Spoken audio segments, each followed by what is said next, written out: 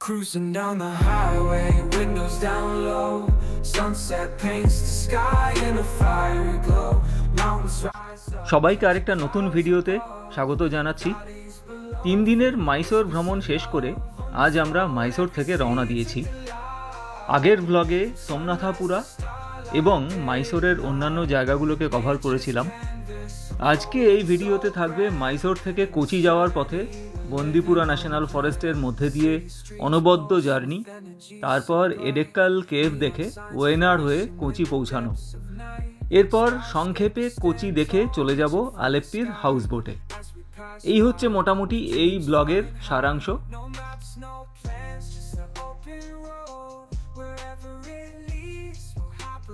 আমরা চলেছি বন্দিপুরা ন্যাশনাল পার্কের মধ্যে দিয়ে, দুদিকে ঘন সবুজ জঙ্গল, মাঝখান দিয়ে পিচের মসৃণ রাস্তা। স্পিড লিমিট আছে, কারণ অনেক জায়গাতেই দেখছি লেখা আছে যে হরিণ ক্রস করে রাস্তা, এবং অনেক জায়গাতে হাতিও ক্রস করে। এডেক্কাল কেভ পৌঁছানোর আগে সেই জায়গাটা সম্বন্ধে একটু বলে নেওয়া যাক। এই ট্যুর প্ল্যান করার আগে কিন্তু আমি এডেক্কাল কেভ সম্পর্কে কিচ্ছু জানতাম না। মাইসোর থেকে কোচিন যাব, মোটামুটি 10 ঘন্টার জার্নি। যখন রুট দেখতে শুরু করলাম তখন দেখলাম যে পথে কি দেখে নেওয়া যেতে পারে। তখন আমি এডেক্কাল কেভের জায়গাটা দেখেছিলাম এবং সেটা নিয়ে পড়াশোনা শুরু করি। তারপরে সেখানকার ইতিহাস সম্পর্কে জানতে পারি এবং বিস্মিত হই। তখনই ঠিক করি যে এখানে যেতে হবে। এখন বাজে 11:55। 15ই অক্টোবর শুরু করেছি এডেক্কাল কেভ ট্যুর। আমরা আজকে মাইসোর থেকে কোচিন যাচ্ছি। মাঝখানে ওয়েনার ডিস্ট্রিক্টে এই এডেক্কাল কেভ। বেশ খাড়াই ওঠা আছে, আস্তে আস্তে উঠতে হবে। এডেক্কাল কেভের পার্কিং থেকে টিকিট কাউন্টার অবধি মোটামুটি 1 কিলোমিটার এবং পুরোটাই চড়াই, বেশ ভালো রকমের চড়াই আছে। টিকিট কাউন্টার থেকে এবার এরকমভাবে সিঁড়ি দিয়ে রাস্তা করা আছে এবং বেশ খাড়া উঠে যাওয়া আছে এরকম করে। এডেক্কাল কেভের 2টো গুহা আছে, ওপর নিচে, এবং এই গুহাগুলোর সবথেকে বিশেষ ব্যাপার হচ্ছে 8000 বছর পুরনো কিছু কেভ পেন্টিং আছে, এনগ্রেভিংস আছে। এগুলো সত্যি সত্যি ইতিহাসের জন্য মহামূল্যবান। সম্ভবত কপার এজ বা ব্রোঞ্জ এজের সময়কার মানুষের আঁকা কিছু চিত্র আছে, গিয়ে দেখব।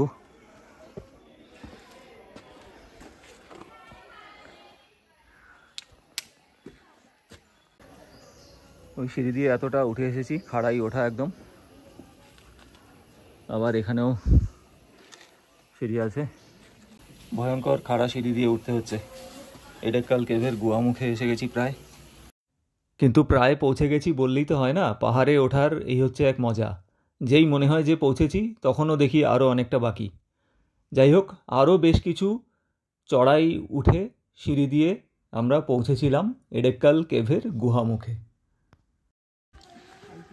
এডেক্কাল কেভের এন্ট্রি গেটে পৌঁছেছি। অনেকটা সিঁড়ি ছিল, এই যে। এবার এখানে নেমে, এটা হচ্ছে কেভটা।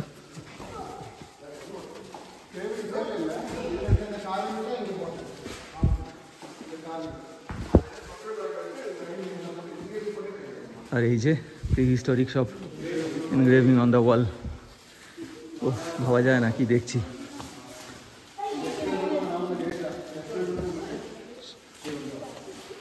আট 8000 বছর পুরনো মানুষের হাতের ছোঁয়া। হচ্ছে এডেক্কাল কেভের ভেতরে এরকমভাবে 2টো পাথর জুড়ে আছে।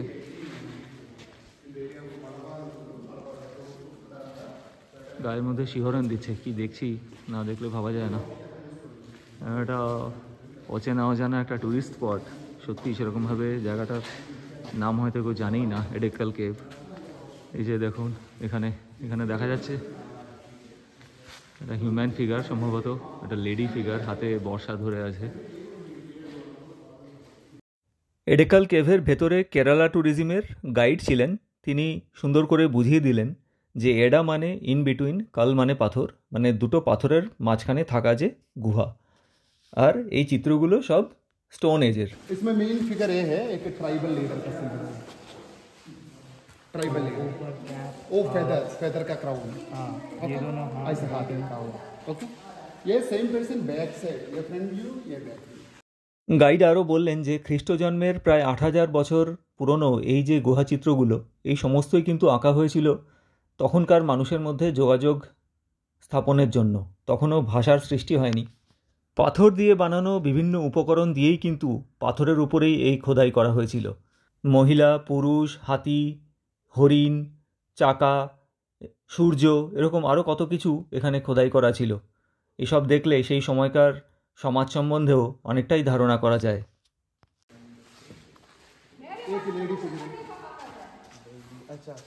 Yes, it is very clearly identifiable. एक कपल ये मेल ये फीमेल विद बो एंड धनुष पकड़ के खड़ा है। ये भी एक लेडी फिगर एक ट्रॉली व्हीकल के ऊपर खड़ा है। ट्रॉली व्हीकल ये उसी के अंदर कार्विंग करने के लिए जो वेपन्स यूज किए उसका सिंबल से नाइफ है बो एंड एरो एक्स है। ओके इधर पाम ट्री एक स्टिक मैन जो बच्चों को हम स्टार्टिंग में बोलते हैं पिक्चर बनाओ तो लाइन मार के पिक्चर बनाओ स्टिक मैन पिक्चर। उसके राइट साइड में एक एलिफेंट का हेड है elephant head yes right side okay. ये दो फ्लावर है एक डियर जंप करते हुए ओके इधर ২,৫০০ বছর প্রাচীন ব্রাহ্মী তামিল লিপিতে খোদাই করা।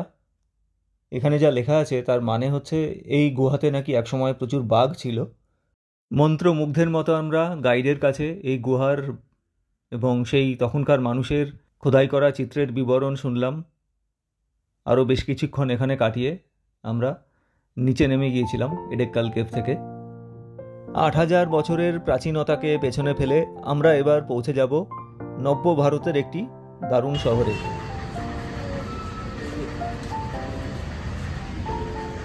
আমরা এখন চলে এসেছি কোচির ওল্ড টাউনে। আর এটা হচ্ছে Jewish town, ancient Jewish town, Fort কোচিতে। এই রাস্তাটা খুব সুন্দর, কালারফুল।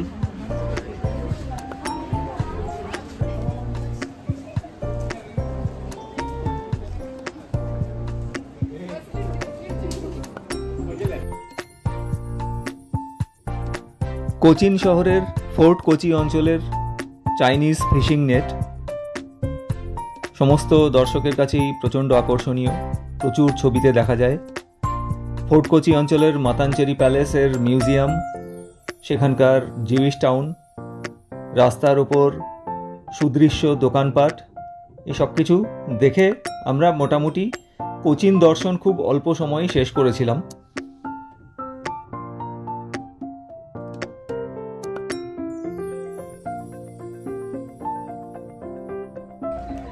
আলেপ্পিতে হাউস বোটে উঠতে চলেছি। এখন বাজে 12টা, 18 অক্টোবর। এখানে পরপর হাউস বোট রাখা আছে। আমাদের পুরো একদিনের হাউস বোট প্যাকেজ শুরু হবে এখন থেকে। ভেম্বানাড লেকে ক্রুজ। দারুণ লাক্সারিয়াস হাউস বোট। এখানে একটা সোফা, দুদিকে সিঁড়ি দিয়ে উপরে ডেকে উঠে যাওয়া যাবে। উপরে ডেকটায় উঠে যাওয়া যাক। এই যে দরজাটা খুললাম, এসি চালানোর জন্য house boat AC non AC দুটো অপশনই পাওয়া যায়।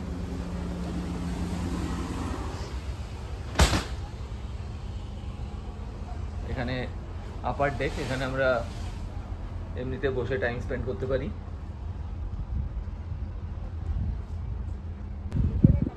কেরালা, গডস ওন কান্ট্রি, তার মধ্যে আলেপ্পি একটি অন্যতম পপুলার ট্যুরিস্ট ডেস্টিনেশন। আমাদের হাউস বোটের কিচেন, আর আমাদের আজকের শেফ হাউস বোটের কর্ণ। এবং সব থেকে আনন্দের কথা হচ্ছে কর্ণ হচ্ছে একদম আমি যে গ্রাম থেকে বড় হয়েছি সেই গ্রামেরই মানুষ। খুব ভালো লাগছে এই জন্য। কর্ণ, অনেক থ্যাংক ইউ আমাদের সাথে আজকে থাকার জন্য। এখান দিয়ে পাশ দিয়ে ছোট ছোট বোট চলে যাচ্ছে।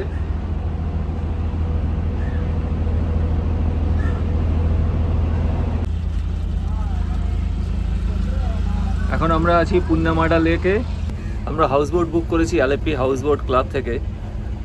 মোটামুটি আমরা বিভিন্ন ধরনের রেটে পাওয়া যায়, AC, non AC, 1 bedroom, 2 bedroom. আমরা বুক করেছি একটা 1 বেডরুম প্রিমিয়াম হাউসবোট এবং প্রিমিয়াম ক্যাটাগরি।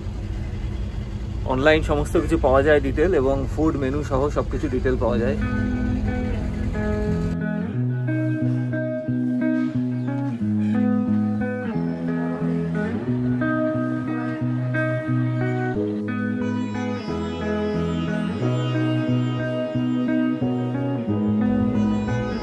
হাউসবোটের লাঞ্চ সার্ভ করা হয়ে গেছে।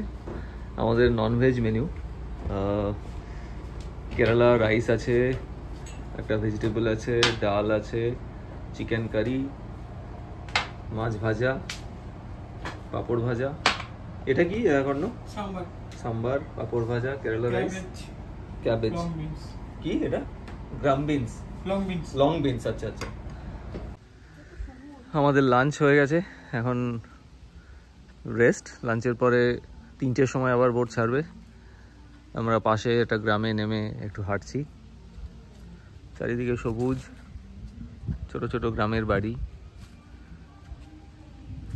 দূরের একটা বাড়ি থেকে স্থানীয় মালায়ালাম ভাষার গানের সুর ভেসে আসছে।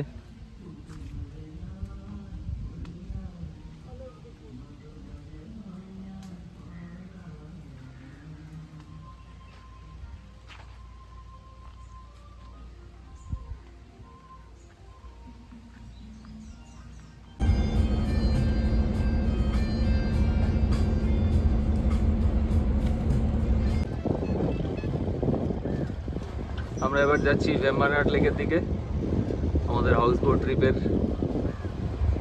মাঝে। এখন বাজে হচ্ছে 3:30 মতো বিকেল। দারুণ সানি ডে আলেপ্পিতে।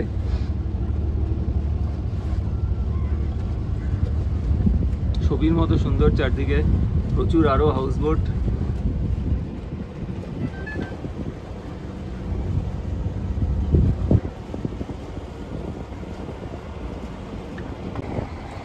আমাদের হাউস বোটের আপার ডেকে দাঁড়িয়ে আছে দুজন।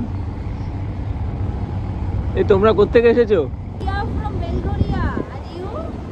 ও, I am from Belgium. Yeah, exactly. Glad to meet you. Thank you. I also glad to meet you. You're so nice. You're taking my photos and videos.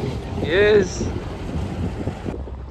গল্প, আড্ডা, ডেকে দাঁড়িয়ে চারপাশের দৃশ্য দেখতে দেখতে এইভাবেই এগিয়ে যেতে থাকলো সময়।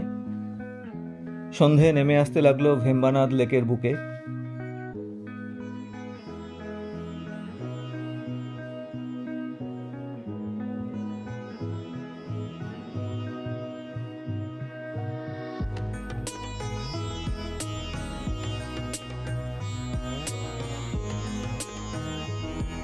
সূর্যাস্তের পর হাউসবোটের ভেসে থাকার নিয়ম নেই, সেই জন্য একটা জায়গাতে এসে হাউসবোট অ্যাঙ্কার করে। আমাদের হাউসবোটও সেরকমভাবেই সন্ধ্যে 7টা নাগাদ অ্যাঙ্কার করে দিয়েছিল ছোট্ট একটা গ্রামে, যেটা আলেপ্পি থেকে একটু দূরে। সেখানে ডিনার সার্ভ করা হয়েছিল আমাদের দারুণভাবে, আনারস এবং তারপরে মাছ ভাজা, বিভিন্ন রকম মেনু দিয়ে। Good morning from Alleppey. এখন বাজে সকাল 7:30। আমাদের হাউসবোট আবার শুরু করেছে যাত্রা, ক্রুজ শুরু হয়েছে। আজকে সকাল 7টায় ক্রুজ শুরু হয়ে 8টা অবধি ক্রুজ হবে। তারপরে ব্রেকফাস্ট খাবো। আমাদের 9টায় চেক আউট।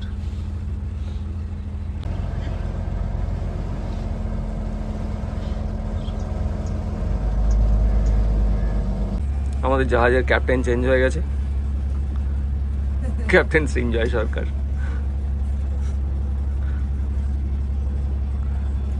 ভেম্বানাড লেকের মধ্যে হাউসবোট চালাচ্ছে। জাহাজের ক্যাপ্টেন আবার চেঞ্জ হয়ে গেছে। কোথায় যে আমরা গিয়ে পৌঁছাবো আজ?